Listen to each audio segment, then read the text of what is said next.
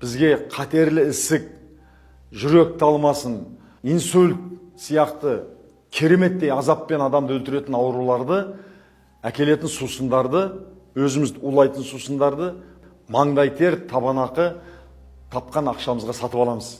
Соның бірі мына газдалған сусындар мен энергетикалық сусындар. Оларды тіл үйретін керемет дәмді қылып, бізді ішкен сайын ішкіше беретін құмарлықты тудырып тұрған никотиновая кислота, эфедрин сияқты бір химиялық қоспалар. Және де аспартам деген синтетикалық қант. Қант негізгі сіздер білесіздер, не қант қызылшасынан, не болмаса мына сахарный тростник дейді, қант тростнигінен жасалады. Ал жаңағы аспартам ол химиялық қант. Оның биттей түйіршігі тонналаған суды тәтті қылып жібереді. Сондықтан өзіндік құны бұлардың өте төмен, ал енді жарнамаға миллиардтап ақша салады. Освежает. Намного вкуснее. По-любому будет вкуснее. Өйткені ол ақшаны сіздің денсаулығыңызды құртып, сізге қатерлі ісік, және де өкпе, бауыр ауру, жүрек талмасы сияқты ауруларды әкелу арқылы ақшасын тауып жатыр. Исследования показывают, что люди, употребляющие одну или более банок Кока-Колы в день, подвергнуты повышенному кровяному давлению, рост шансов сердечного приступа, а также развитие ожирения в связи с более высоким уровнем атерогенного липопротеина. Осы ақпаратты сіздер білесіздер. Және де қазіргі видеоны көретін болсаңыздар, осы зиянды сусындардың кеселінен адамдар қандай қасіретке ұшырап жатқанын тағы да бір көріңізші. Ассоциация жасап, жаңағы зиянды сусын мен жаңағы аурудың екеуін байланыстырыңыз. Мынау жаңағы сусындар, түрлі колалар, спрайттар, тәтті сусындар, және де дизи, горилла сияқты бір энергетикалық сусындар. Мынау рак, псориаз, өкпе ауру, жүрек ауру, талмасы, осы аурулар екеуін байланыстырып тастаңыз. Екеуі бір адам, екеуі бір нәрсе. Санаңызда жаңағы сусындарды көрген кезде, еске түсірген кезде, мына видеодағы жан азабына ұшырап жатқан аурулар екеуі бір деп көз алдыңызға елестетіңіз. Санаңызда.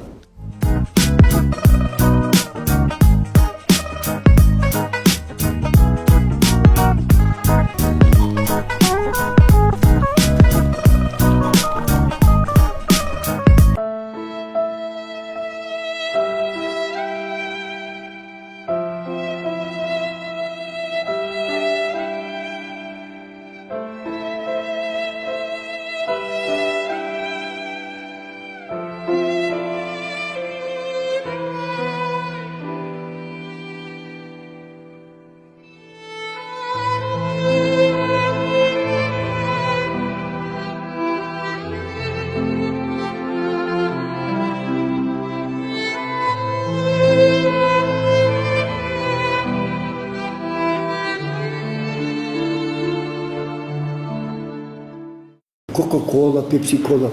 Мынау тұрған қауіпті. Мынаның құрамында Аспартам жаңағы.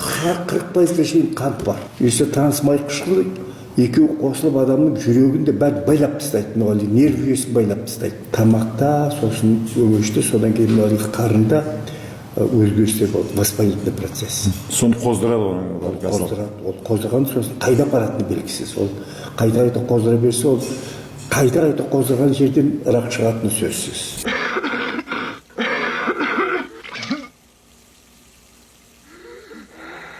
Ал енді біз қазақ халқы батаға сөздің құдіретіне сенетін халықпыз.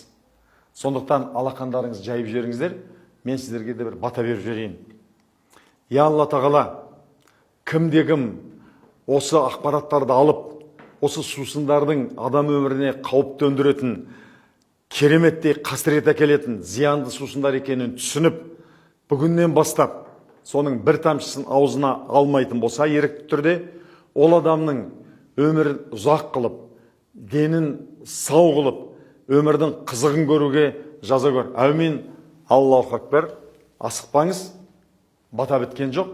Енді қазақта теріс бата деген бата бар. Теріс батаны әдетте былай береді. Қыз жібек киносын көрген шығарсыздар.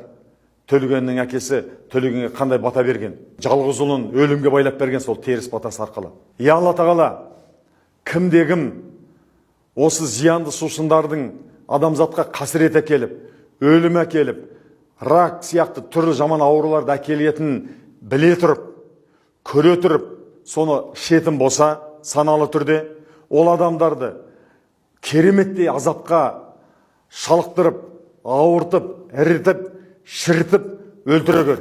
Аллаху акбар. Енді сіздің санаңызда осы сусындарды көрген кезде, осы теріс бата бірден келеді, мен оған кепілдік берем, және де мына видеолар көз алдыңа келеді. Енді сенде құмарлық тумайды. Енді сізде жаңа сусындарды көрген кезде жүрегіңіз айнып, жүрегіңізде қорқыныш, соған деген жиіркеніш сезімі туады. Енді ешқандай ол өзіңнің нәпсіңмен күресіп қажеті жоқ. Нәпсі жоқ. Енді ол сусындарды ақшаға тұрмақ тегін біреу әкелетін болса, ішпейтіндей боласың. Өтініш, егер бүкіл Қазақстанның халқы сау болып, ұзақ жасасын десең, осы видеоны тарат. Біздің дүкендерде бұл сусындарға тыйым салынбау керек. Тыйым салынбау керек. Адамдар ерікті түрде, саналы түрде бас тарту керек. Барлық қазақ байда бақуатты болғанын тілейсіз ба? Тілейміз. Олай болса, әрекет жасау керек. Нәпсімен күресу керек. Миллиардтаған ақшаны, біздің еңбекпен тапқан ақшамызды мына алпауыт компаниялар бізге түкке тұрмайтын ауру шақыратын сусындар арқылы тауып бізді тонап жатыр. Біздің өліміміздің, біздің аурумыздың арқасында ақша тауып жатыр. Ол бізбен сізге керек па? Әрине керек емес. На северо-востоке Китая 4 человека отравились продукцией компании Coca-Cola. Один ребенок умер. Он скончался в больнице города Чанчунь 28 ноября после того, как попробовал йогурт Pulpy Milky под маркой Minute Maid, одного из брендов Coca-Cola. В Новой Зеландии женщина умерла от чрезмерного употребления Кока-Колы. Как установили врачи, при жизни покойная употребляла не менее 10 литров газированного напитка ежедневно. По мнению представителей компании, доказать, что смерть женщины стала следствием употребления Кока-Колы, невозможно.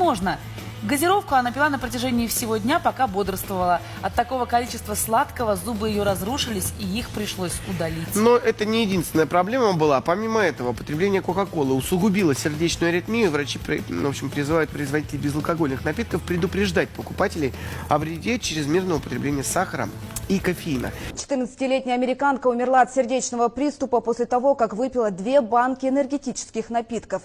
Вскрытие показало, что детский организм не выдержал передозировки кофеина.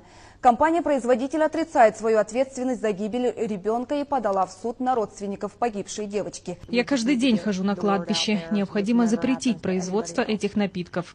Окрыляющие напитки обладают бодрящим свойством благодаря содержанию в них веществ, стимулирующих нервную систему. Именно поэтому у человека создается иллюзия, что он не устал. Но постоянное употребление вызывает зависимость. И справиться с такой нагрузкой организму удается не всегда.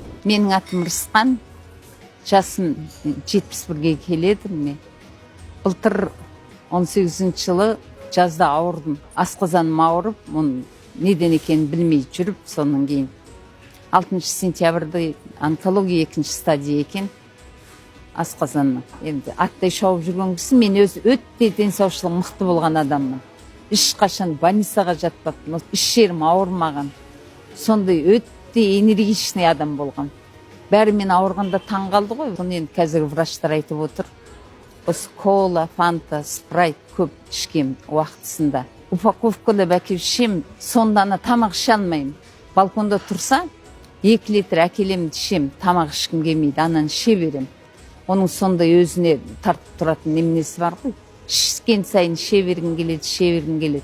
Газы бар нәрсенің бәрі әсіресе жас ұлғайған кісіге өте зиянды екен. Соған көзіміз жетті енді қазір. Операция менікі платный болды. 1 миллион теңге бердік қой, құрды неменен өзін операцияға. Сонда 6 күн жаттым мен реанимацияда. Көп жаттым. Давлением көтеріліп, содан мен инфаркт алдым. Өте тяжелый болып жаттым енді. 3 сөтке, 4 сөтке тамақ ішпей жатқан күндерім болды сонда. Шприспен 20 грамм, сонда суды сұрап зорға нетесің. 30 килограмм салмақ тастадым. Маған өте ауыр болды. Осының бәрі зиянды, газды нәрсе өте-мөте адамның организміне зиянын көп тигізеді екен. Мен өзім көзіммен көрген 5-7 жастағы балалар, 23-тегі, 28-дегі, 3 айлық, 6 айлық, 8 айлық баласы бар. Келіншектер өте көп. Жастар мынандай зиянды заттардан, кола, фанта, спрайттан аулақ болыңдар, зиянды нәрсені ішпеңдер, денсаушылықтарыңды күтіңдер, бағалаңдар, қолданғы барлық байлықтарың сендердің денсаушылықтарың. Оны ешқандай ақшаға, еш нәрсеге сатып алуға болмайды. Ең байлығымыз, соны бағалай біліңдер. Барлық қандастарыңызға, достарыңызға, туыстарыңызға осы видеоны тарата жүріңіз. Мен сізге айтып жатырмын, сіз бүкіл таныстарыңызға таратыңыз. Сол кезде бүкіл Қазақстанда бұл сусындар сатылмайтын болады. Сатылмаса олар өндірмейді. Сау, сәлемет болып, өмір жасыңыз ұзақ болсын.